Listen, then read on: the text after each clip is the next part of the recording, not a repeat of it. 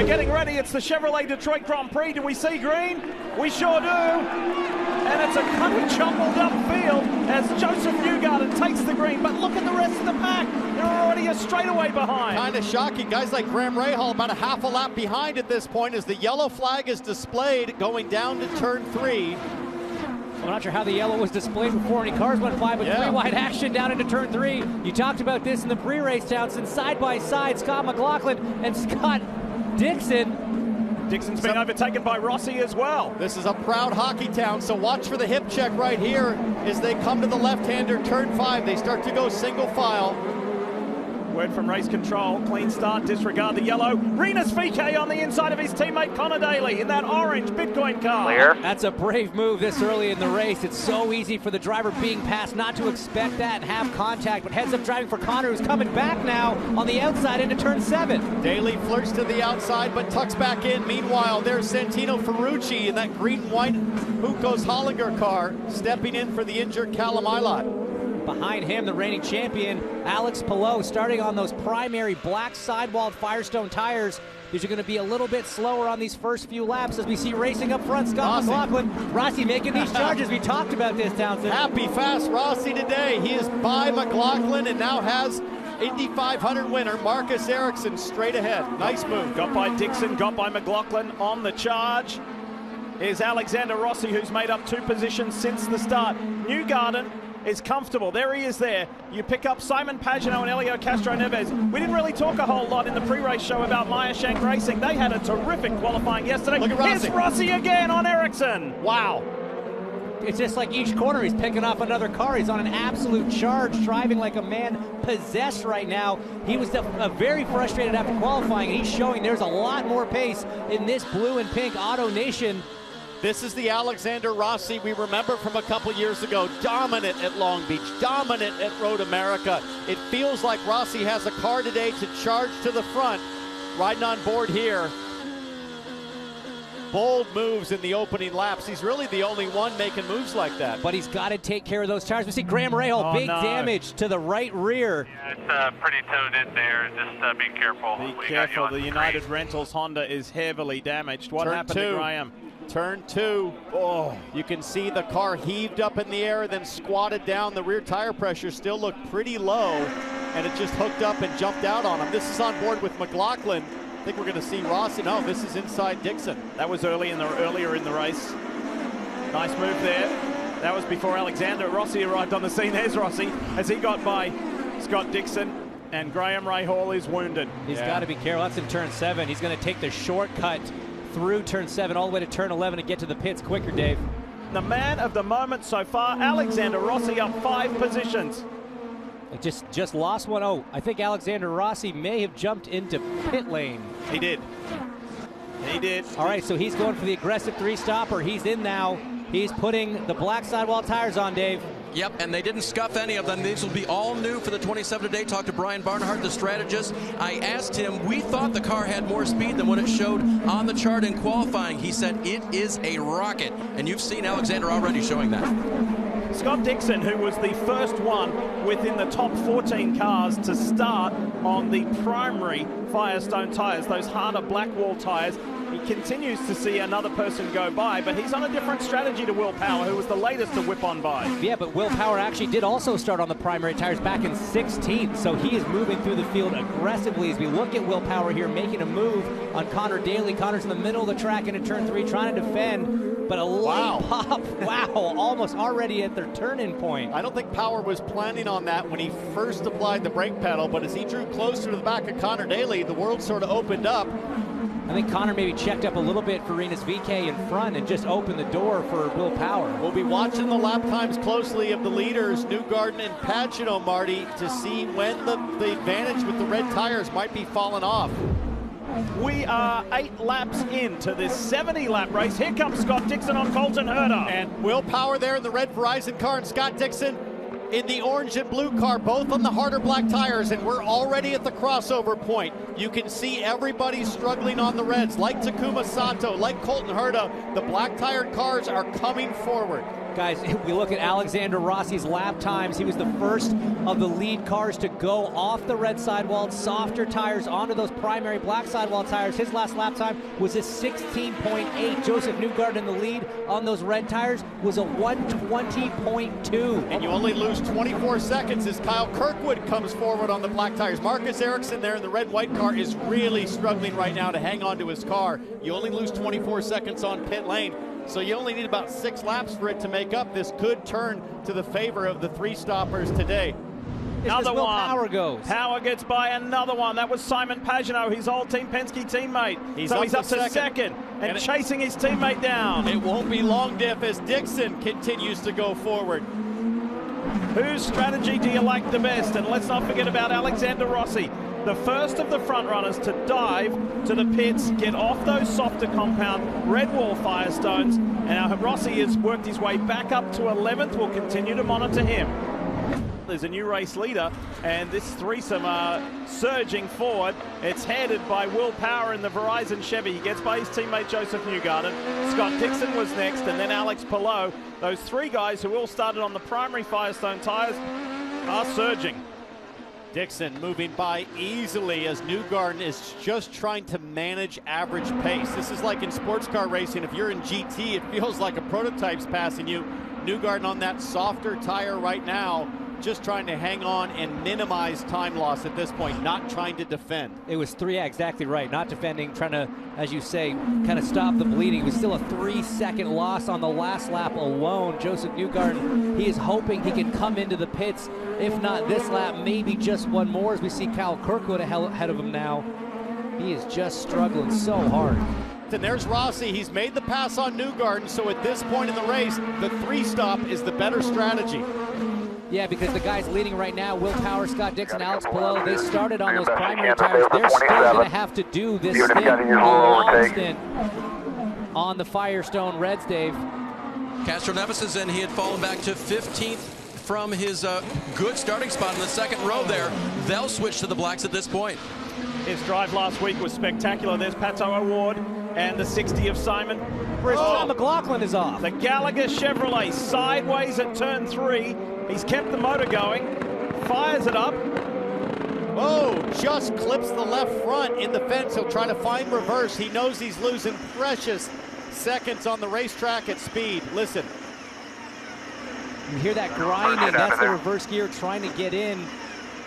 He's telling him to go to emergency mode. He's found it now. He was very quick to getting reverse. Oh, it didn't go in. He's making that switch. That's the thumbs are working furiously. It's the worst sound in IndyCar, the grinding gearbox under green conditions, as now everybody gets ready on pit lane. The emergency mode, it essentially overrides some of the electronic safety, so that way he can do something the computer doesn't want him to do, which is force that gear in, as Joseph Newgarden is in the pits. Marty Snyder. Boy, and that happened in the middle of all the leaders trying to come down pit road that are on the alternate tires. See Joseph Newgarden, that car absolutely losing speed every lap. I think this 2-stop group with our alternate tires, they weren't thinking they were going to lose 5 seconds a lap to those on primary tires. Pat O'Ward also pitting, as well as Colton Herta back out on the racetrack. We'll see where all this cycles out. All right, let's take you back and show you what happened to the Gallagher Chevrolet of Scott McLaughlin at the end of this long straight into turn 3. There's Jack Harvey on the inside. Huge lockup from the Kiwi. We talked about the bumps here in Detroit. That was just hitting the wrong bump at the wrong time, locked up that inside front. Look how quickly he tried to get it sideways, found reverse, but unfortunately it didn't work out for him. Let's ride on board. Just listen. You heard that as it skips on the floor. And the other issue, guys, is where does the rubber go from the Firestone Reds onto the racetrack in the form of marble? So at this point in the race, with all the degradation, there is that spent rubber, and I think McLaughlin was also a little further left, being side by side, got his left front in the marbles, and that led to the lockup. Dave, what did you observe in the Rossi stop? A nice stop and a new set of primary tires from Firestone. No scuff on them. They are brand spanking new. Out in front of his old mate, Connor Daly, and did he hit the wall? Came really close, if not hitting the wall. He battles Daly. Cold tires for Rossi. And that's very important for Alexander Rossi. Oh no, he's locked up. He's going to keep it going, but he really needs to have strong out laps to try to catch that. Good job, bud. But he's still in a good position because the cars that were in front of him, he pitted from 4th. Power, Dixon, Pelot, they still all have a stint on the alternates where he can be up to 3-4 seconds a lap faster. He just needs to stay calm here. He is in a great position right now. Will Power coming down pit road after leading 11 laps. So here's the debate. Do you go with your alternate tires? Hence, you made the point you're going to have to pay the price on that at some point today. Or you go with the primaries. Will Power going with the primaries, taking a page from his teammate Joseph Newgarden's playbook last year. They will have to run the alternates on the last stint of the day for Power. That's going to be interesting because we've seen how quickly those fall off. But look at the fuel mileage that Will Power got. Over Kyle 26 Kirkwood. laps over a guy like Kirkwood. And look who's still on the track. Scott Dixon and Alex Pelot. Hey, why are you acting surprised? Yeah. Fuel-saving master. Dixon knows the further you can stretch this stint, the shorter, once again, you need to do on the reds.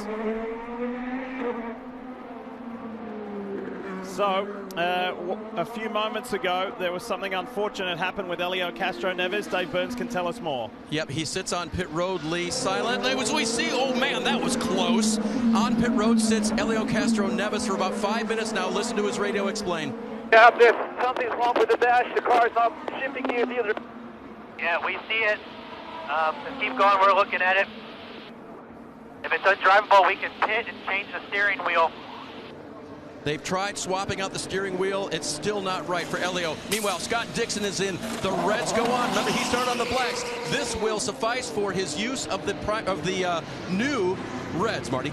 Alex Pelot coming down pit road. The Ganassi guys trying to pull one out of the hat here in Detroit. They haven't really had the pace all weekend long, but the strategy might work out for them. They're going with alternate sticker tires as well. He flashes out right behind his teammate Scott Dixon. So all of these different strategies, Tiff, they're going to play out over this run. It is raining here. Look at that radar. Rain is starting to come down here on pit road. So why not? Let's just add something else to the mix here early on. Yeah, these guys don't have enough going on, Tab, so let's throw a little bit of rain at them, spice this thing up a bit. It's raining harder now as well, so this is going to get interesting quick. There's been sprinkles throughout the day, but nothing threatening. How badly is it going to fall? How badly will it impact this race? And who's going to be in the right place at the right time?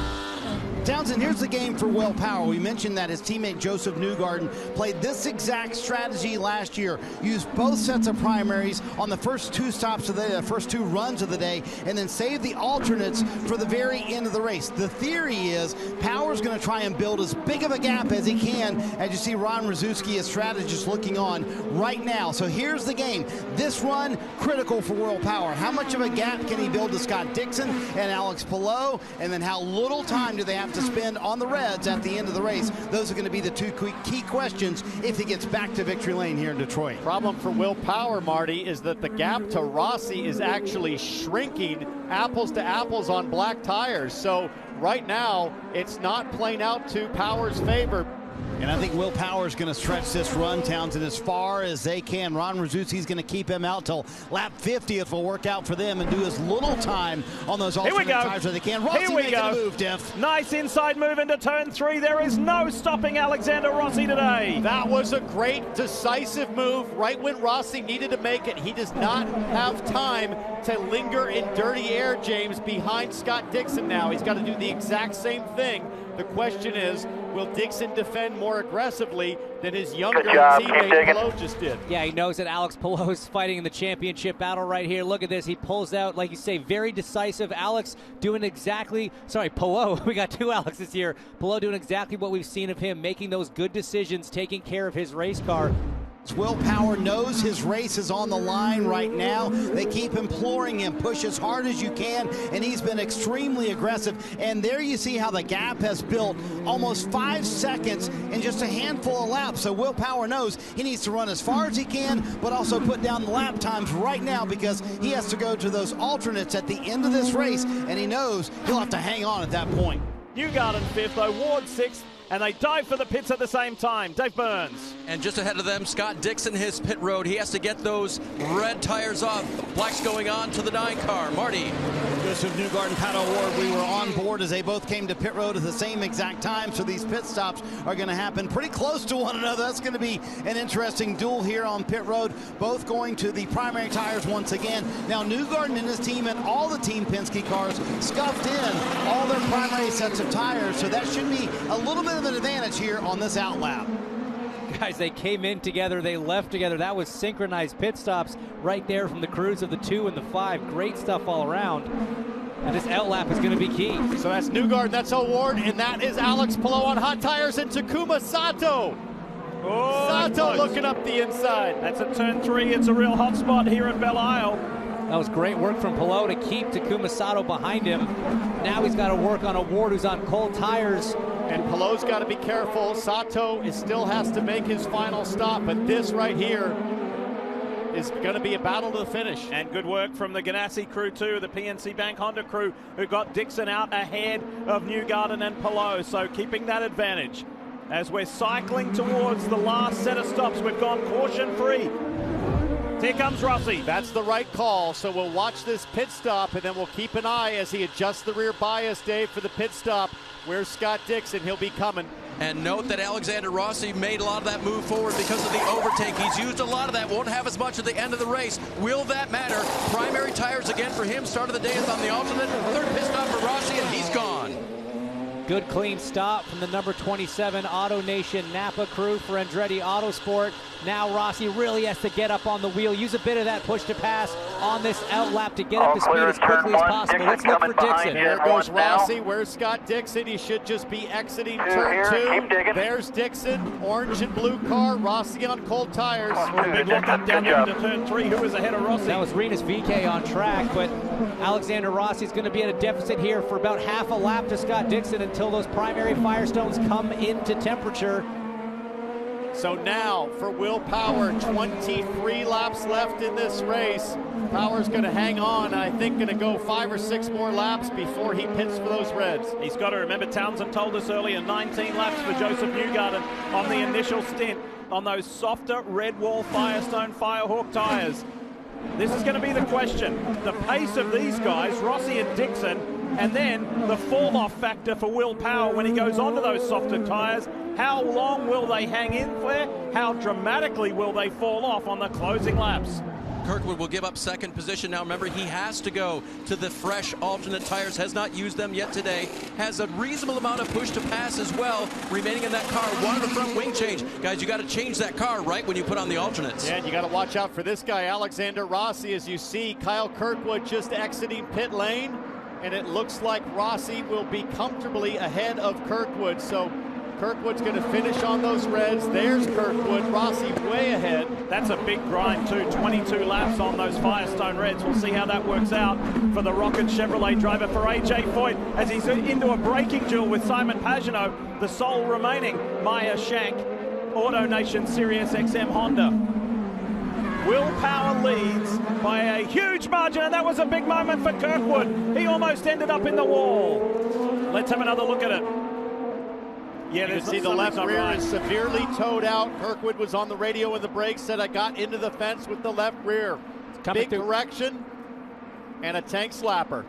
You could see physically the A-arm bend. Yeah, that's going to end his race.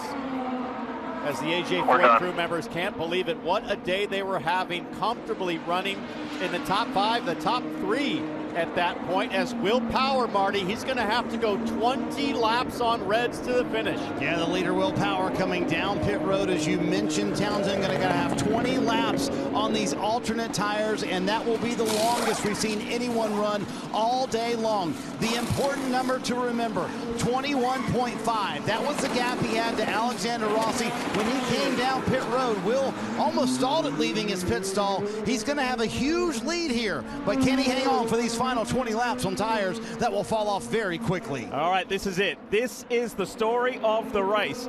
Will Power up against Alexander Rossi and Scott Dixon. The race to home, but can Power hang in there when we get up to laps 68, 69, and 70? What are these tires going to look like? And for Will Power, he's got a little bit of lot of breathing room here, especially because Rossi has to clear Dalton Kellett up ahead. And Rossi needs to make really quick work here at Kellett in that K-Line car. It's exactly what you don't want to see. This is a disaster for Alexander Rossi, but great news for Will Power up ahead. It's going to be at least 2 more corners before Rossi can attempt to pass. And Rossi wants to save push to pass. He doesn't want to have to use it here for Kellett. But Kellett gets a great exit and has good traction. Kellett just recently did a pit stop as well, so he's on fresh tires. All right, with 20 to go, let's do a time check. Look at the screen. Look at the top left. 35 seconds between Will Power and Alexander Rossi. This reminds me so much of yesterday's IMSA Sports Car race, the WeatherTech Series, with Pippo Durrani, who was some 40 seconds back and just sliced time out of the lead and ultimately didn't get there. Let's see what Rossi can do here. And I think that gap is going to update quite a bit because it doesn't factor in Power's pit stop. So let's see what happens across the line. 35 should be more down around 18 seconds. Let's find out. Okay, Alex, good job. We need to keep fuel at 96. 96. 16 seconds. There it is. 16 seconds. I think Rossi can win this race. It's going to be close, guys. We saw a gap of sometimes 3 seconds. And James, now the sun's out. Track temp's going up. Who does that disadvantage? Will Power. It sure does. And we heard a fuel call from Alexander Rossi's team. We need to keep fuel at 96. That's a pretty small savings. That doesn't take a lot, but it also means he can't be too greedy with that push to pass button because that does really increase your fuel consumption.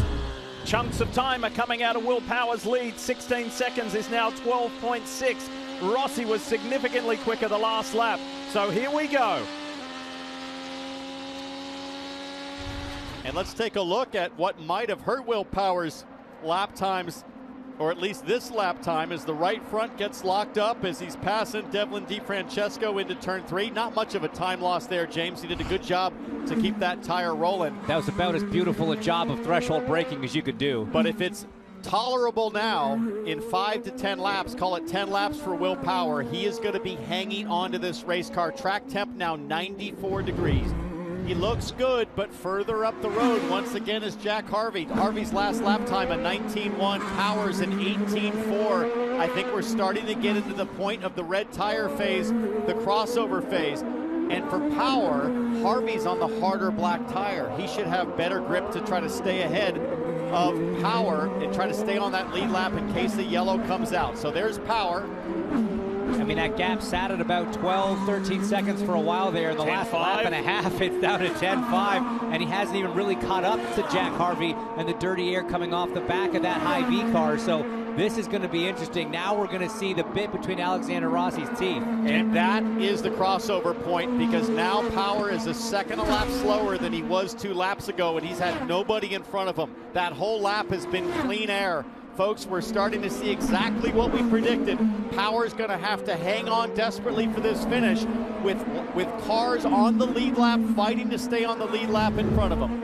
5 laps to go, and this is a problem now for Power. He's in the dirty air of Jack Harvey. He's relying more on the mechanical grip, which he doesn't have from the softer tires. Does Harvey let him go? Jimmy Johnson moves out of the way, but Johnson is a lap down. Harvey still on the lead lap. Marty, what do you hear? What do you know? And that's the point. Will Power just asked, can you help me please with the 45? They said he's on the lead lap. There's nothing we can do about it. So Harvey does not have to move out of the way. So that relationship you mentioned, Hinch, we're going to see it tested right here. Yeah, as Townsend said, there's about to be one. Even if it's been a pretty ambivalent one up to this point, this could be a bit of a game changer. 7.7 seconds now. Chunks of time are coming out of Will Power's lead.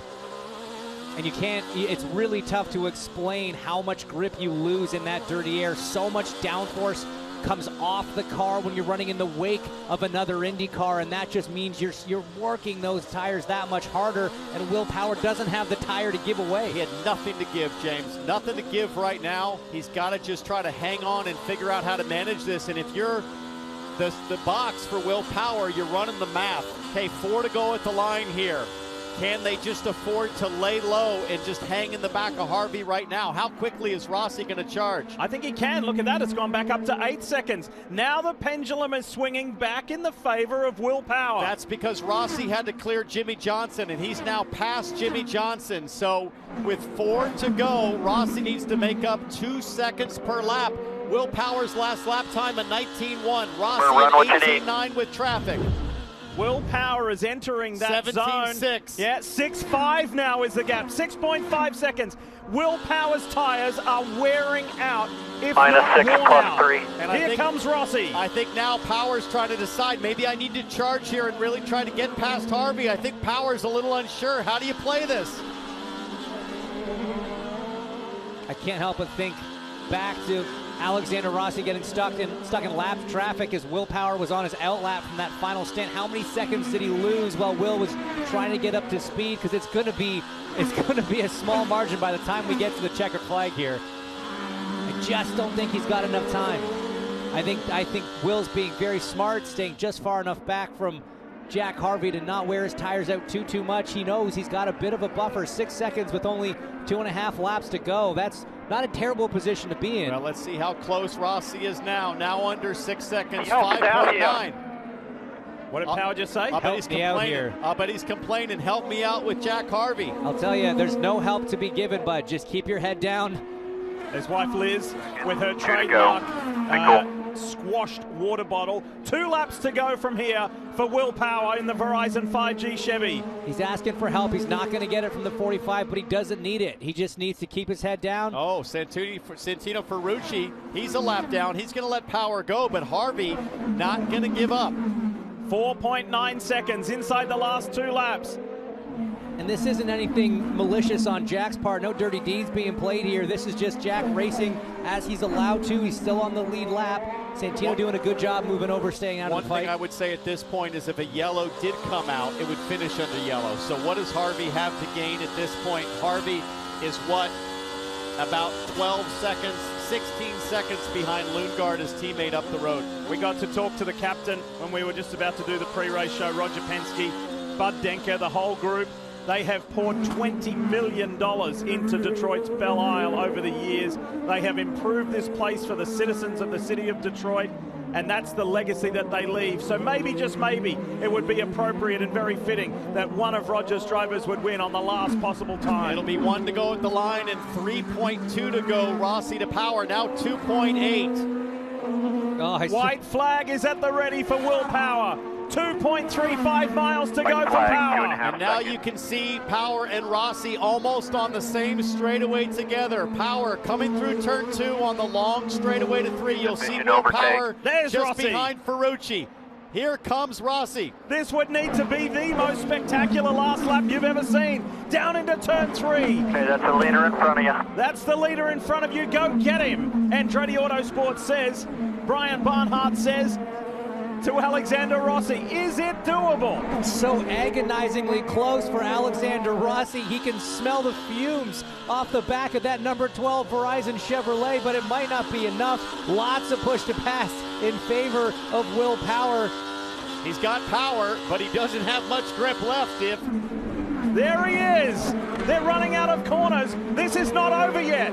Alexander Rossi, who hasn't won in 43 races, Road America 2019. Can the Andretti driver do it in that Napa Auto Parts Auto Nation machine? He can see it. He can taste it. It's right there. He's just got to get the Verizon Chevy driver. That carrot, I think, is just out of reach, James, as they come to the line. Out of turn 13, out of turn 14, the Chevrolet Detroit Grand Prix. The last one at Belle Isle is won by Will Power. How about that? Chased all the way home. Yes. Oh, God. Power wins. Boys, redemption. We did it, and redemption, and his brother Damien and wife, his mother-in-law, everybody's there to celebrate. And that completes the Penske win list in 2022. His brother's stressed. A man who earns his career and his money making other people laugh. He's not laughing. That was stressful. Rinus VeeKay into the tire bundle on the very last lap. 1 second, guys, was the winning margin. 1 single second is what Power won by. Well, when I asked you pre-race and said, how are you going to get from mid-pack here to the front, you said it's going to be a lot of hard work, but how hard did you have to work on that final stint on the alternate tires? I drove it as straight as I could. Never put any slip in it. I was just driving it really straight and really nice on the brakes, on the throttle, and I knew that if I could keep a reasonable gap to the end, we'd be okay, but I was a bit worried because I saw how badly they died, but there's a lot more rubber on the track at the end. Man, stellar job by the team, and a very enjoyable race because you had to like chop through the field and then fight hard, some good passing, and really stoked to get the Verizon 5G Chevy in victory lane, man. It's redemption from last year. I was just waiting for something to happen on his last 10 laps, but just stayed laser focused. Watch the Sanzio Grand Prix at Road America Sunday, June 12th at 12:30 p.m. on NBC.